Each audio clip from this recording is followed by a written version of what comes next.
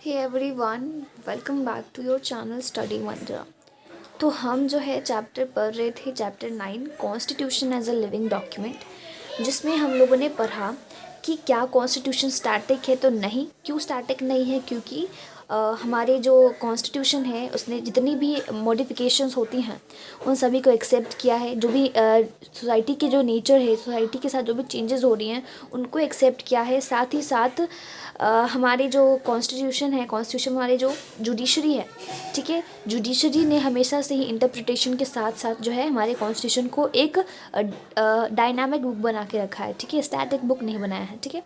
इसीलिए हम कह सकते हैं हमारा कॉन्स्टिट्यूशन एक स्टैटिक डॉक्यूमेंट नहीं है। फिर हम लोगों ने कॉन्स्टिट्यूशन को अमेंड करने के 3 तरीके देखे थे, जिसमें से पहला तरीका था हमारा सिंपल मेजॉरिटी का, यानी ऑर्डिनरी लॉ को किस तरीके से जो है बनाया जा सकता है थ्रू द सिंपल मेजॉरिटी, ठीक है, जिसका मतलब होता है बाय लॉ। सिंपल मेजॉरिटी मतलब बाय लॉ, ठीक है।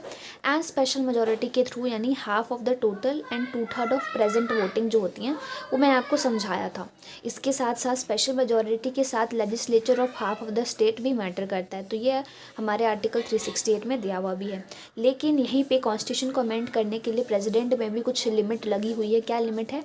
कि वो रिकन्सिडरेशन के लिए बिल को नहीं भेज सकते अगर वो कॉन्स्टिट्यूशनल अमेंडमेंट बिल हो, या तो वो वीटो पावर भी यूज़ नहीं कर सकते अपना, ठीक है। एंड अब हम आते हैं नेक्स्ट हमारा कि why there have been so many amendments.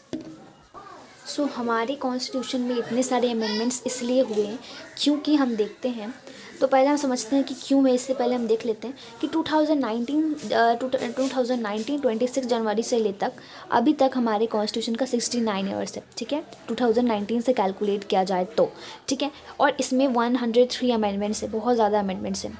इसका कारण क्या है, क्यों है इतने अमेंडमेंट? तो दिखाया गया है आपके बुक में कि 1970 से 1990s के टाइम पे यहाँ पे मोर देन 20 अमेंडमेंट्स हुए हैं, 20 से ज़्यादा अमेंडमेंट्स हुए हैं, ठीक है।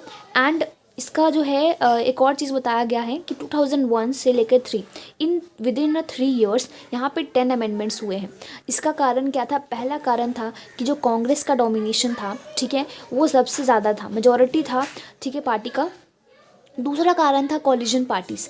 एंड तीसरा कारण दिया हुआ है कि डिफरेंट पार्टीज़ जो थी वो एट अ स्टेट पे थी। तो ये तीनों कारण की वजह से जो है इतने सारे जो है अमेंडमेंट हुए, ठीक है। और हमेशा से ही यहाँ पे जो है इस अमेंडमेंट के लिए जो है बीजेपी और अपोनेंट्स जो होते हैं उनके, उन दोनों के बीच में राइवली हुए हैं। जब डिफरेंट पार्टी स्टेट में आई तो यहाँ पे बहुत सारे जो है दोनों के बीच में लड़ाई झगड़े शुरू होना स्टार्ट हो जाते हैं, ठीक है। एंड इसी की वजह से so the incidence of the amendment. लेकिन हम क्या देख रहे हैं कि पहले जो है पूरा जो रोल था वो किसका था? कांग्रेस का था। फिर कांग्रेस का रोल ख़त्म होता है, कोलिजन का आता है, फिर डिफरेंट पार्टीज़ आती हैं। तो हम क्या देख रहे हैं, सिचुएशन दोनों सब में अलग अलग देखने को मिल रहा है, लेकिन अमेंडमेंट तब भी ज़्यादा हो रहे हैं। इसका मतलब कि जो अमेंडमेंट हो रहे हैं वो किसी भी रूलिंग पार्टी के नेचर पर डिपेंड नहीं कर रहा है, वो सरकमस्टांसेस पे डिपेंड कर रहा है।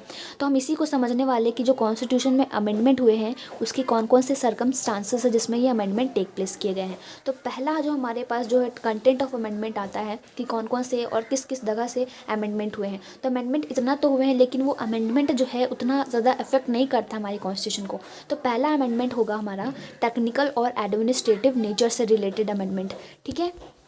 इसमें क्या होता है कि जो हमारी हाई कोर्ट की जो एज है उसको बढ़ा दी गई 60 से 62। अभी आप देखोगे सुप्रीम कोर्ट का तो 65 है, लेकिन हाई कोर्ट का कितना है? 62। पहले 60 था।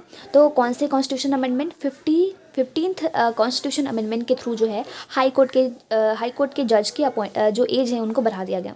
उसी तरीके से दूसरा टेक्निकल और एडमिनिस्ट्रेटिव नेचर का जो अमेंडमेंट किया गया वो है 54th कॉन्स्टिट्यूशन अमेंडमेंट एक्ट। इसमें क्या किया गया कि जो हाई कोर्ट हैं, जो सुप्रीम कोर्ट हैं, उनकी सैलरी को बढ़ा दिया गया।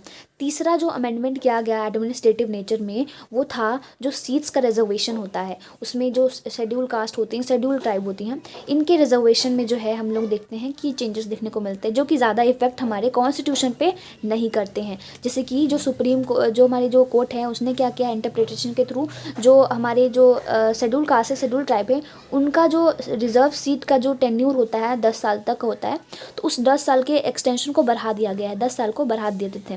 तो इसको बढ़ा देना कोई बड़ी बात नहीं थी, इस पर उतना ज़्यादा गौर नहीं किया गया। इसलिए कंटेंट ऑफ अमेंडमेंट बोलने का मतलब ये नहीं है कि बहुत खतरनाक अमेंडमेंट किए गए, ऐसा नहीं है। बहुत ही बड़े लेवल पे अमेंडमेंट किया गया नहीं, ये तो हमारे सैलरी, हमारे एज और रिजर्वेशन ऑफ द सीट्स के रिलेटेड था, ठीक है। फोर्थ है हमारा प्रेसिडेंट। प्रेसिडेंट के पास जो है क्या होती है, वीटो पावर होती हैं, ठीक है। एंड दूसरा की रिकन्सिडरेशन पावर। तो ये पहले पार्लियामेंट में मेंशन नहीं की गई थी, क्या जो पावर है ये पावर काउंसिल ऑफ मिनिस्टर के पास, यानी काउंसिल ऑफ मिनिस्टर के एडवाइस में ही प्रेसिडेंट काम करेंगे या नहीं। इसीलिए हमारे जुडिशरी ने क्या किया, इसको इंटरप्रेटेट किया और इंटरप्रेट करके बोला कि नहीं, president is bind to take the advice of council of minister, ठीक है। उसको क्लियरली बता दिया गया। तो ये एक कॉन्स्टिट्यूशन अमेंडमेंट में लाया गया। तो ये उतना चेंज नहीं लाता हमारे कॉन्स्टिट्यूशन में, ठीक है। सेकंड है हमारा डिफरेंट इंटरप्रिटेशन। तो डिफरेंट इंटरप्रिटेशन के थ्रू जो है कॉन्स्टिट्यूशन अमेंडमेंट कैसे हुआ, तो हम देखते हैं कि जुडिशरी और पार्लियामेंट के बीच में हमेशा से ही जो है राइवलरी होती रहती है। जैसे कि राइट टू प्रॉपर्टी, जो कि एक पहले फंडामेंटल राइट था। अगर जिस बच्चों ने नहीं पढ़ा है राइट टू प्रॉपर्टी के बारे में, केशव नंदा केस, तो आप इस जो है मेरे आगे वीडियो में पढ़ लोगे, ठीक है। लेकिन अभी मैं सिर्फ समझा रही हूँ ऐसे, ठीक है। तो जुडिशरी एंड पार्लियामेंट के बीच में हमेशा से ही लड़ाई झगड़े बातें चलते रहती थी, कंट्रोवर्सीज होती थी, ठीक है। तो ऐसा ही राइट टू प्रॉपर्टी का केस आया, ठीक है। राइट टू प्रॉपर्टी जो है उसने क्या किया, एक basic structure of the constitution को लाया, ठीक है। इसमें हमारे जो जुडिशरी है उन्होंने इंटरप्रिटेशन करके बेसिक स्ट्रक्चर को लेके आया गया। तो वो भी थोड़ा बड़ा चेंज कह सकते हैं हम, कि इसमें जो चेंज था हमारे कॉन्स्टिट्यूशन में बहुत बड़ा चेंज था। इसमें क्या हुआ कि पार्लियामेंट का जो पावर था उसमें लिमिट लगा दिया गया, कि बोला गया कि कौन कौन सी जगह पे जो पार्लियामेंट है वो लॉज को अमेंड कर सकती है या नहीं कर सकती हैं। इसके साथ साथ जुडिशरी को फाइनल अथॉरिटी बना दिया गया कि वो डिसाइड करेंगे वेदर एक particular part of the constitution एक बेसिक स्ट्रक्चर का पार्ट है या नहीं, ठीक है।